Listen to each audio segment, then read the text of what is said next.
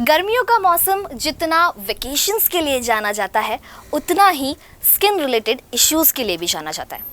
Hi, this is दिशा हटवार और आप देख रहे हैं UCN the beauty canvas with doctor Hitasha Patil के आज के इस शो में मैं आप सभी का स्वागत करती हूँ।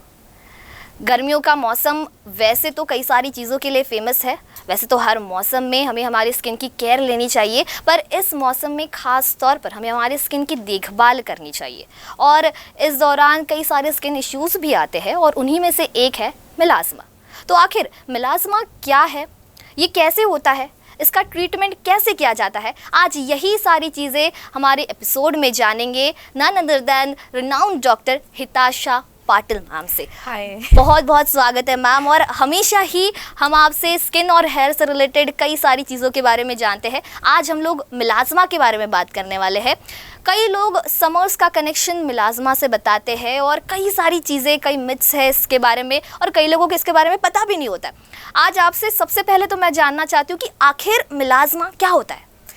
मिलाज़्मा एक स्किन कंडीशन है। It is a pigmentary skin condition, मतलब आपको ब्राउन पैचेस मोस्टली आपके चीक्स पे, नोज पे दिखाई देंगे। कभी कभी वो फुल फेस को भी कवर करता है। ये विमेन में ज़्यादा दिखता है और इसको हिंदी में छाइयाँ या फिर मराठी में वांग भी बोलते हैं। इसको हम लोग डर्मैट में डायबिटीज़ ऑफ डर्मैट ऐसा बोलते हैं, क्योंकि इसका कंटिन्यूस केयर करना पड़ता है।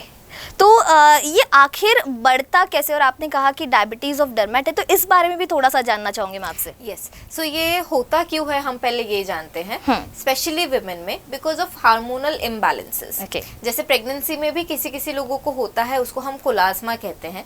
मेनोपॉज के बाद होता है। अगर आपके कोई थायराइड कंडीशंस है उसमें भी देखा जाता है, या फिर अगर आपके स्ट्रेस लेवल्स बहुत ज़्यादा है या आपका सन एक्सपोजर बहुत ज़्यादा है, उन लोगों में भी देखा जाता है। Okay, so these are the causes of मिलाज़्मा।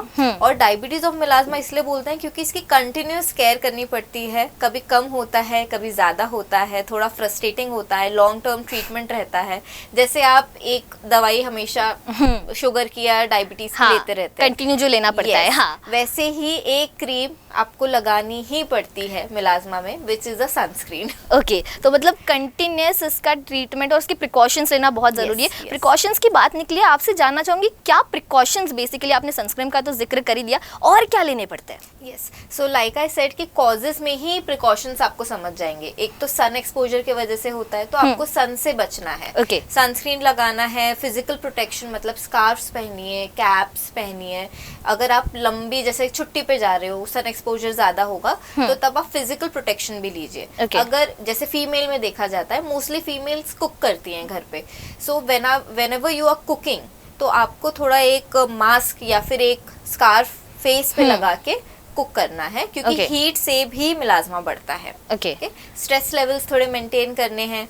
अगर स्ट्रेस बढ़ जाता है तो मिलाज़्मा, जैसे वो अगर लाइटिश पिंक कलर का है, स्ट्रेस के कारण वो डार्क हो जाता है, ब्राउन कलर का हो जाता है और वो ज्यादा दिखने लगता है। सो वो मैनेज कीजिए।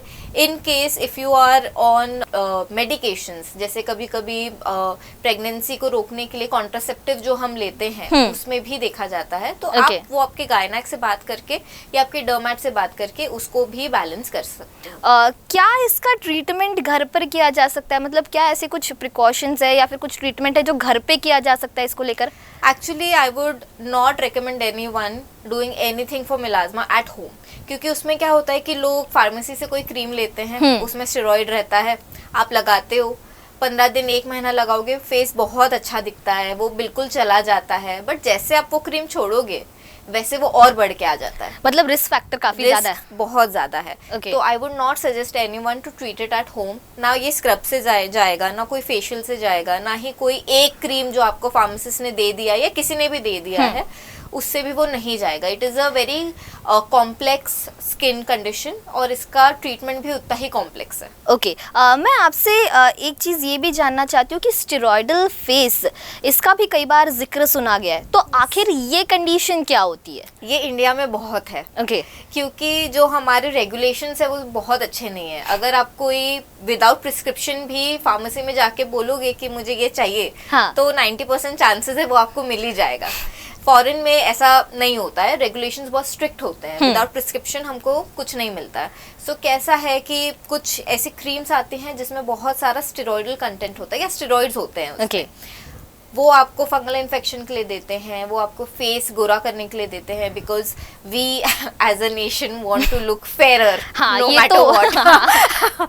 सो हर किसी को गोरा दिखना है आजकल, बहुत ये चलता है। तो वो एक क्रीम वो दे देते हैं, उसमें स्टेरॉइड होता है। स्टेरॉइड के कारण आपका स्किन पतला हो जाता है, आपका जो चेहरा है स्टेरॉइड छोड़ने के बाद बहुत डार्क हो जाता है, आपके फेस पे बहुत सारे हेयर आने लगते हैं, एक्ने होने लगते हैं। तो जब तक आप वो स्टेरॉइड लगाओगे तब तक it is good for 1 to 2 months। उसके बाद फिर आपका चेहरा खराब होने लगता है। तो उसमें भी मिलाजमा देखा जाता है, मतलब यहाँ पे उसको बटरफ्लाई पैच बोलते हैं। अच्छा। सो जो बटरफ्लाई का जो बॉडी है वो नोज पे होता है और उसके जो विंग्स है वो ऐसे यहाँ पर आते हैं। ओके, इस हिसाब से। Yes. Okay, so that is what you can see. मतलब ये कहीं ना कहीं हम लोग ये कह सकते हैं एक्स्ट्रा यूज ऑफ स्टेरॉइड्स और गलत तरीके से स्टेरॉइड्स का इस्तेमाल ऐसी कंडीशंस को उसकी वजह से होती है। मैं आपसे ये जानना चाहती थी कि अब अगर इसका ट्रीटमेंट हम लोग घर पे कुछ रेमेडीज़ नहीं यूज़ कर सकते और फिर उसको डर्मेटोलॉजिस्ट कैसे इन क्लिनिक ट्रीट करते हैं उसके बारे में। यस। सो जब आप कोई डर्मेट के पास जाओगे तो सबसे पहले वो आपको टॉपिकल्स देंगे, मतलब स्किन पे लगाने की चीज़ें। सबसे इम्पॉर्टेंट जो मैं बोलती हूँ एक मिलाजमा पेशेंट के लिए है सनस्क्रीन। सनस्क्रीन की क्वांटिटी अच्छी लगाइए। अगर आप घर में भी हो तब भी सनस्क्रीन यूज कीजिए, बाहर जा रहे हो तो repeat application is a must. जैसे मैंने बोला कि हम लोग फिर बोलते हैं जब आप कुक कर रहे हो तो हीट से थोड़ा बचिए। Apart from that we give you some medications जिससे मिलाजमा कम होता है कुछ महीनों के लिए। टॉपिकल्स में हम लोग और भी जैसे विटामिन सी हो गया, डीपिगमेंटिंग एजेंट्स हो गए जैसे कि कोजिक एसिड, और भी बहुत सारे तरीके हैं जिससे हम जो डार्कनेस है या फिर जो पैच है उसको कम करने की कोशिश करते हैं। अपार्ट फ्रॉम दैट अगर आप क्लिनिक के प्रोसीजर्स की बात करें तो पील्स हो सकते हैं, पील से काफ़ी अच्छा फ़र्क मिलता है मिलाजमा में। लेज़र कर सकते हैं, ब्लू टोनिंग कर सकते हैं। मतलब क्या करता है लेज़र, आपका जो पिगमेंट है उसको ट्रैप करता है और उसको उधर ही बर्स्ट कर देता है। सो उसके कारण आपका पिगमेंटेशन धीरे धीरे कम होने लगता है। मिलाजमा के भी लेवल्स होते हैं, ग्रेडिंग होती है। तो अगर किसी का लाइट है, पिंकिश रेडिश कलर है, मतलब वो थोड़ा सा स्किन के ऊपर की लेयर पे है। पर अगर वो बहुत डार्क ब्राउन है, ग्रे है, तो it is quite deep into your skin. तो पील्स या फिर टॉपिकल्स उसमें इतना काम नहीं आते, तो हमको दूसरे मेथड्स यूज करने पड़ते हैं like laser. Apart from that IPL laser आते हैं, रेड लाइट थेरेपी अगर आपने सुना होगा भी, बहुत सारे लोग यूज कर रहे हैं सोशल मीडिया पे, वो भी काफी इफेक्टिव होता है मिलाजमा के लिए, but not at home. At home आप यूज कर सकते हो after you are done with your treatment for maintenance, but in clinic वो और ज्यादा स्ट्रॉन्ग आईपीएल्स हम लोग यूज करते हैं। वो भी तब जब डर्मेटोलॉजिस्ट आपको सजेस्ट करे कि हाँ घर पे कर सकते हो आप। अभी मैं आपसे ये जानना चाहती हूँ कि अगर एक बार हमने ट्रीटमेंट कर दिया तो क्या ये कम्प्लीटली खत्म हो जाता है? ऐसे कुछ चांसेस होते हैं? बहुत लकी होते हैं वो लोग जिनका कम्प्लीटली चला जाता है। So the percentage is quite less. आपको कुछ ना कुछ करके उसको मेंटेन करना है। जैसे अगर आपने पील्स लिए हैं, लेजर्स करवाए हैं, आप very diligently you use your sunscreen, you use your topicals, but अगर स्ट्रेस बढ़ गया तो जितना मेहनत है वो थोड़ा सा पीछे हो जाती है, थोड़ा ज़्यादा दिखने लगता है। And you can not say that stress आएगा ही नहीं आपकी लाइफ में, कभी ना कभी ऊपर नीचे तो होता ही है। So it is always a long term maintenance for melasma. मतलब हम लोग कह सकते हैं कि स्ट्रेस का भी रिलेशन है कहीं ना कहीं। Very much. ओके, मैं आपसे जानना चाहती हूँ कि मेंटेनेंस किस तरीके से इसका किया जाता है? मेंटेनेंस के लिए हम लोग हमेशा कुछ एक क्रीम आपको देते हैं, नाइट क्रीम।